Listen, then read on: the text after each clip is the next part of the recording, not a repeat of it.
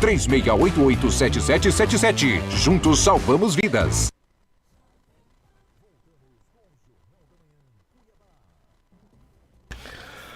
Muito bem, são 7h25. Estamos de volta pela nossa Jovem Pan com o nosso Jornal da Manhã, edição Cuiabá. E hoje estamos recebendo a Jaqueline França. Ela é psicóloga e especialista em autismo. Vamos falar aqui sobre o autismo e seus espectros. Bom dia, Jaqueline. Tudo bem, querida? Bom dia, agradeço por mais uma vez estar aqui podendo falar um pouquinho sobre autismo. Então vamos lá. Vamos começar com uma informação que eu não tinha sobre autismo. Existe, e é uma pergunta, existe, quando se detecta na família um autista, tem raiz genética nisso? Sim, a gente já sabe, hoje já existe um consenso que existe 50% de genética e muitas vezes é hereditário. Então, quando a gente tem um diagnóstico em uma criança, a gente já vai investigando nos pais, nos avós, nos tios. Então, a gente geralmente vai encontrar pessoas com TDAH, né? Porque é mais complicado você conseguir um diagnóstico em adultos de autismo, principalmente os adultos de nível 1, né? Onde as características são mais leves, né? Então, vai fechar diagnóstico de TDAH, bipolaridade, depressão. Explica o que é o diagnóstico de TDAH.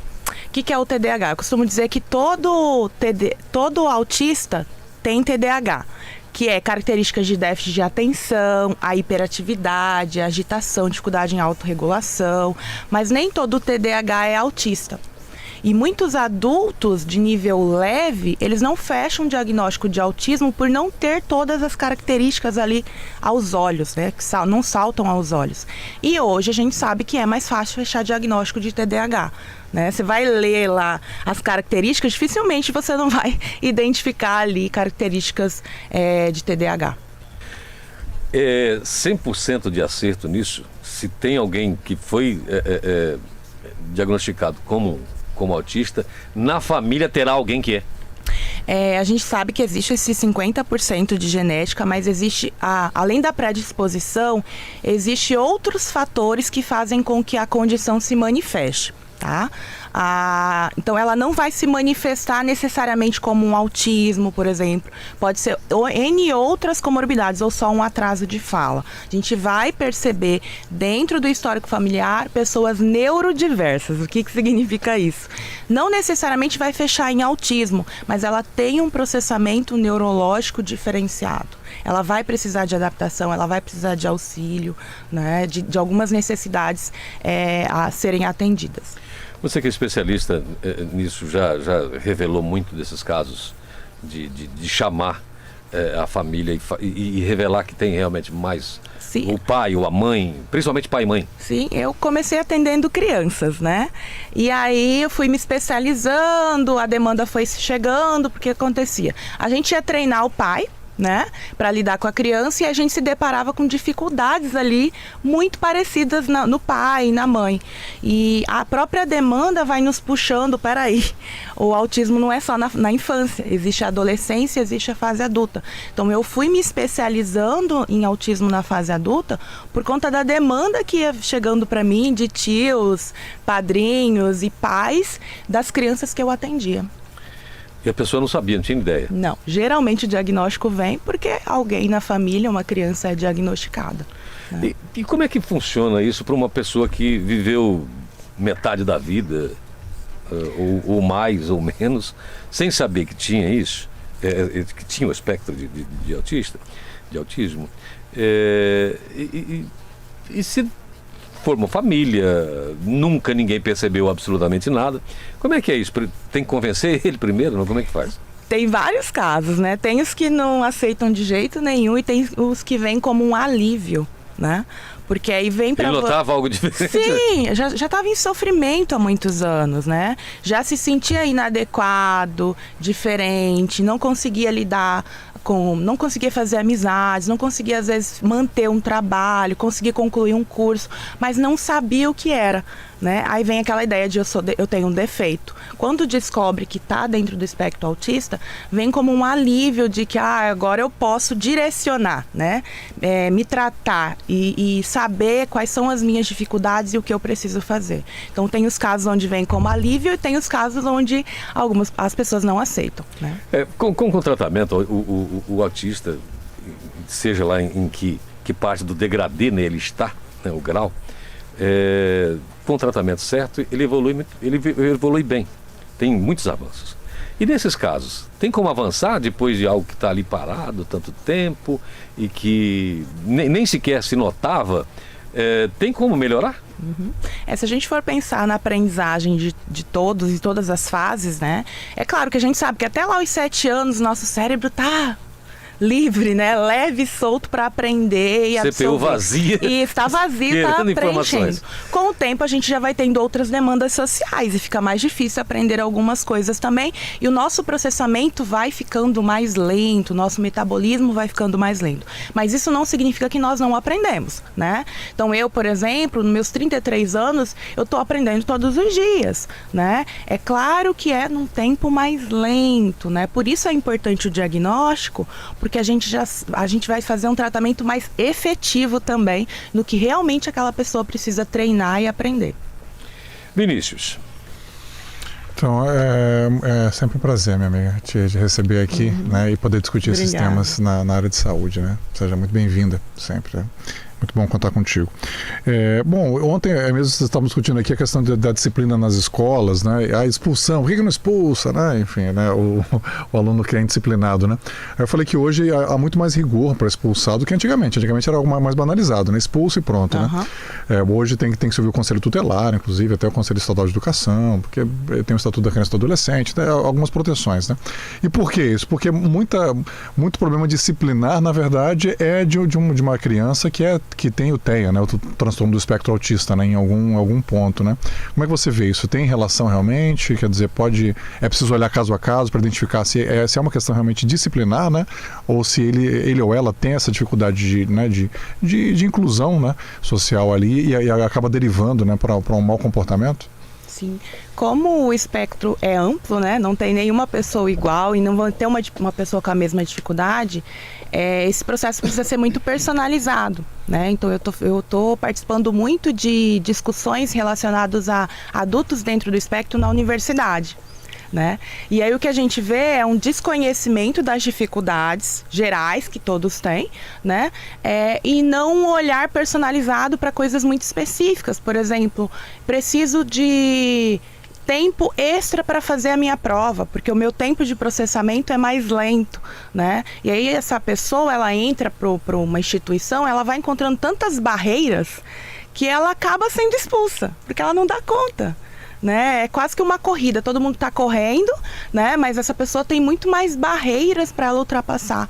Então é uma forma de expulsão, né? O ensino vai colocando barreiras, a pessoa não consegue. Fora as outras formas de expulsão mais claras, né? Onde a pessoa verbaliza, olha, aqui não tem como, você não vai poder ter um auxiliar disponível para você, porque isso é um privilégio, né? Então as instituições acabam usando muito essa palavra de que se eu for adaptar para você, se eu for tornar o nosso ensino mais acessível para você, eu estou te dando um privilégio. Isso só lembrando que Albert Einstein, né, que muita gente considera como o homem mais inteligente do mundo, né, teve problemas disciplinares sérios, né, na escola, teve dificuldade de adaptação, né? Quem que estava errado, ele ou a escola, né? Claro que era a escola, né? Porque ele, enfim, tem toda essa produção aí que nós conhecemos, né? 7h34, Lorenberg. Registrar aqui, antes de mais nada, a nossa alegria de tê-la mais uma vez aqui. Nós todos ganhamos e ganhamos muito, até para discutir um assunto tão importante, tão relevante, e é interesse de todos nós e do conjunto dos nossos ouvintes. Eu gostaria de ouvi-la em fazer duas reflexões. A primeira delas, você falou que logo no começo, de que 50%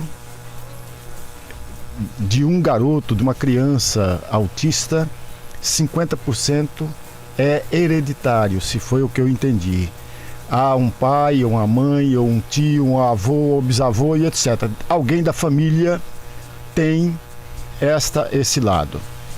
E aí vem a minha primeira pergunta, na verdade uma provocação, sempre no bom sentido para a sua reflexão. Qual é o ganho que se tem ou que teremos ao identificar alguém da família com essa mesma situação? Qual é o ganho? Qual é o resultado positivo disso? Vai ajudar a melhoria daquela criança ou não? Imaginemos, hipoteticamente, que encontre, por exemplo, um avô paterno dessa criança que tenha isso, mas é muito rápido, não se pode identificar, e mais ainda, ele recusa a aceitar. E aí a provocação minha, sempre no bom sentido, qual é o ganho que terá para aquela criança identificada com autista? A segunda reflexão que eu vou pedir para você fazer, veja, você falou, se eu não entendi direito, por favor, me corrija sempre, porque eu estou lidando com algo que não é do meu dia a dia, do meu cotidiano. Você falou, olha, eu tenho 33 anos e estou aprendendo a todo momento. Me veio à cabeça que você estava associando a idade, o tempo cronológico com a aprendizagem. E aí vem a minha pequena provocação. É o tempo cronológico ou é o tempo cultural? Qual a diferença? Eu tenho um tempo cultural, esse tempo cultural é o mesmo que o tempo cronológico, ou os dois são completamente um distante do outro? O que me possibilita aprender com muito mais rapidez é o tempo cronológico ou é o tempo cultural? Fantástica as perguntas. Não me deixe esquecer, tá? Eu vou para a primeira. Em relação à família, né? Por que é importante a gente fazer esse rastreio e identificar? Porque para tratar uma pessoa, você não trata ela descontextualizada do ambiente dela. Não pego ela, tiro lá da família, trato e depois devolvo. Não. Né? A gente não vai ter efeito, a gente não vai ter generalização. Né? É importante que essa pessoa, que a gente trate a relação dela com as demais. Né? E muitas vezes, não ter uma família que adere ao tratamento, que é inflexível, porque acredita que, não, isso não precisa ser tratado, a gente não precisa de terapia porque eu sou assim, e eu tô vivo. Não aconteceu nada, né? Então a gente tem muitos desses casos. Então é importante identificar e trabalhar a família. Essa família precisa se desenvolver, essa família precisa aprender técnicas, estratégias. Não vai virar terapeutas as famílias, mas elas precisam mudar para que a gente consiga a mudança naquela criança, naquele adolescente, naquele adulto que faz parte da família. Então sim, é muito importante. Vou te relatar um caso de uma criança que eu atendia e depois a gente fechou o diagnóstico da mãe, né? Mas era um entrave ele ir para a escola, porque ela tinha toda questões de rigidez de pensamento relacionada a experiências dela com a escola, que acabava que ela sabotava essa criança ir para a escola, essa criança dar conta de estar nos ambientes. Então foi necessário eu não trabalhar com a criança, eu trabalhar com essa mãe, mudando as crenças dela, flexibilizando o pensamento dela, para que ela fosse parceira e ajudasse a gente a ajudar essa criança a ser incluída na escola. Então muitas vezes o trabalho não vai ser ali com a criança com autismo, vai ser com os familiares. E aí a gente tem os entraves, quando a gente tem familiares que também estão enfrentando as mesmas dificuldades. Dificuldade de relacionamento, dificuldades emocionais, de lidar com os picos do autismo, né? Os altos e baixos do autismo, e principalmente a rigidez no pensamento. A segunda pergunta. Vamos lá. Em relação à idade cronológica e cultura, né? A gente está vivendo um pós-pandemia, né? Então, o que a gente percebeu? Crianças que ficaram aquém de estar em outros espaços, né? Estar na escola, de ir para a praça, de brincar no quintal, né? De ampliar os ambientes sociocultural, né? Que todas as outras crianças antes da pandemia podiam estar, a gente percebeu muitos atrasos no desenvolvimento, né? Então, elas deixaram de adquirir conhecimento. Demorou para adquirir alguns conhecimentos, para desenvolver algumas habilidades. Então, quando a gente vai falar em aprendizagem, em memória, tem todos os marcos biológicos de idade, de ciclos vitais de nossa vida, né? A primeira infância, a infância, a pré-adolescência, adolescente, os marcos bonitinhos do que cada pessoa tem que adquirir em cada etapa, mas tem também o nível cultural, sociocultural dessa pessoa. Ela recebeu o estímulo adequado em cada uma das fases, né? E aí a gente tem que mesclar para ver o nível de potencial de desenvolvimento que essa pessoa consegue. Sim. Satisfeito? Vamos lá. 7h40. Com relação ao diagnóstico, nós dependemos, boa parte da população depende do SUS. Né? É igual, e qual a grande diferença aí? Porque até você chegar num diagnóstico não é um caminho assim fácil, né? Até se identificar, e depende do grau de cultura que tem o pai, que tem a mãe, para poder falar, não, talvez seja isso, vou andar por esse caminho, né? Tem algo diferente, eu não notei, aí não sei o que é. E o diagnóstico, evidentemente, para quem tem dinheiro, para quem consegue fazer isso particularmente, é mais rápido, né? O caminho é bem mais curto do que quem depende do poder público para chegar até lá. É muito longo, a distância entre um caminho e outro é muito grande? Sim. Quando a gente mensura, né, que a gente tem 44, uma criança em cada 44, essa é uma nova pesquisa de uma a cada 30 crianças dentro do espectro, a gente está falando das crianças que conseguiram fazer o diagnóstico. Para vocês terem noção, a gente tem o CRIDAC, né, que hoje atende crianças com autismo, e eles têm uma fila lá de 180 crianças que estão paradas para fechar o diagnóstico. Por que não fecha o diagnóstico? Porque no setor público não tem fono. No setor público não tem terapeutas ocupacionais. É muito pouco profissional, é muita criança e não consegue fazer uma avaliação. Então essas crianças estão lá sem diagnóstico e sem tratamento, sem perspectiva nenhuma. No setor particular a gente já consegue fazer isso de uma forma mais rápida, mas há um custo muito alto também, né? Então você junta uma avaliação de uma psicóloga, R$1.000, de um fono, em torno de R$1.000, TO, já dá 3.000 aí, só para você conseguir a avaliação de cada especialista. Aí você vai para um psiquiatra, cada sessão custa R$600. Que família que vai conseguir fechar um diagnóstico, né? E quando se trata de educação, aí já parece que inverte, né? O poder público tem dado uma resposta muito melhor do que o particular. Uhum. O poder público abre vagas, né? Tem lá, a vaga está garantida, você tem um cuidador, inclusive, à disposição, né? Eu costumo dizer que, olha, no setor público ele é muito aberto, recebe, mas aí não sabe muito o que fazer com essas crianças. E o particular, os que, né, se dispõem, eles se preparam, mas eles não abrem tantas vagas.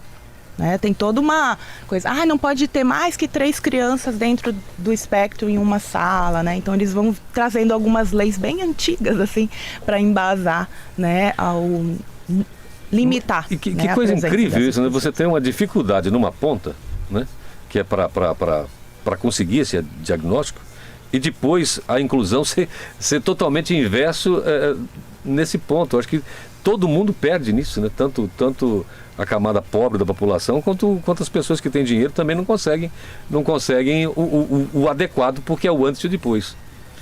Bom, 7h44, Vinícius. Então, Jaqueline, uma outra questão é a inclusão no mercado de trabalho também, né? Vamos olhar o TEA, né? O autismo em adultos, né? Eles são considerados PCDs, né, para pessoas com deficiência, né? Mas assim, o arquétipo do autista mesmo é alguém que tem muita inteligência, né, numa determinada habilidade, né? Inteligência naquela compreensão do QI, né, aquela compreensão mais antiga, né, de inteligência, de memória, capacidade de raciocínio, né? Tem até aquele filme do Rain Man, né, com Dustin Hoffman, né, que ele levou até o Oscar de melhor ator, inclusive, porque ele interpreta um autista, né? O irmão dele, o Tom Cruise, né, na época. E assim, eles olham assim, fazem cálculos, né? Enfim, tem habilidades que outras pessoas comuns não têm, né? Mas tem essa questão dessa dificuldade do relacionamento interpessoal, né? O autismo é exatamente disso, que ele se relaciona consigo mesmo, né? Ela tem uma autorrelação, né? Então, pelo que você tem acompanhado, como é que está a inclusão deles no mercado de trabalho, a empregabilidade deles, né? E assim, eles se destacam mais de uma função ou noutra, e por que você pode nos trazer sobre isso? Sim, a gente está falando de um cérebro que é hiperfocado, né? Esse cérebro processa informação específicas muito mais rápido. E se a gente conseguir identificar o perfil desse cérebro, é raciocínio lógico matemático, é musical, né? A gente foca, direciona essa pessoa para o mercado de trabalho e aí ela vai ser um excelente profissional naquela área de hiperfoco dela, precisando trabalhar as outras áreas também, né? Então o que a gente tem é a maior dificuldade que eu vejo, trazendo um caso de uma adulta, né? Por exemplo, ela trabalha no shopping Pantanal, em uma loja. E ela aprendeu, ela viu vídeos do YouTube, ela aprendeu como atender as pessoas. E ela atende perfeito, né? Mas no que ela teve dificuldade? Como ela tem dificuldade com flexibilidade, né? Ela é um pouco rígida, ela segue padrões. Eles fazem um rodízio de folga, né? E aí você nunca sabe qual vai ser o dia da semana que você vai folgar. Então um dia é na segunda, outro dia é no sábado, outro dia é na quarta. Ela não conseguiu lidar com isso, porque ela não conseguiu organizar a vida dela. Bonitinha, de ter o dia certinho, o que eu vou fazer. Então isso foi tão difícil para ela que ela não conseguiu permanecer no emprego dela, né? Mas se a gente soubesse, né, chegar lá e conversar com a pessoa que empregou ela e falar das dificuldades dela, de que ela pode ser uma excelente profissional, né, fazer a função dela perfeita, até melhor que outras pessoas, porque é focado, né, não se distrai com outras coisas, mas se a gente conseguisse essa adaptação aqui, essa pessoa poderia ser um profissional muito produtivo, né? Os empresários têm, você acredita que do outro lado, né, os patrões têm tido mais informações, está começando a ter mais vagas, se entende melhor isso e se aproveita melhor? Uhum. É muito bom poder estar aqui, porque eu vejo que cada vez que a gente fala, né, a gente acessa, né, e depois que eu vim aqui, muitas pessoas falaram, nossa, eu escutei você falando lá e tudo. O que é importante, né? Hoje a gente está tendo empresas que estão buscando treinamento, treinar os seus funcionários para lidar com pessoas com autismo. Então isso está sendo muito legal, então é um ganho. A gente sabe que tem muitas coisas que a gente precisa mudar e as mudanças não são rápidas, a gente está lidando com pessoas também, né, que têm resistência, mas dá para visualizar coisas muito positivas de grandes empresas já buscando profissionais especializados em autismo para treinar a equipe, treinar como recrutar também pessoas com autismo, como identificar elas e como aproveitar esse cérebro. Porque a gente está falando de um cérebro que tem uma potência muito grande e a gente precisa aproveitar isso, né? Ninguém tem cérebro igual, ninguém funciona de forma igual e a gente precisa aproveitar todos os tipos de cérebro. No 748, quero agradecer aqui a Jaqueline França, que é psicóloga e especialista em autismo. Obrigado. Obrigada. Obrigado por ter disponibilizado seu tempo. Sucesso e bom trabalho, tá? Gratidão.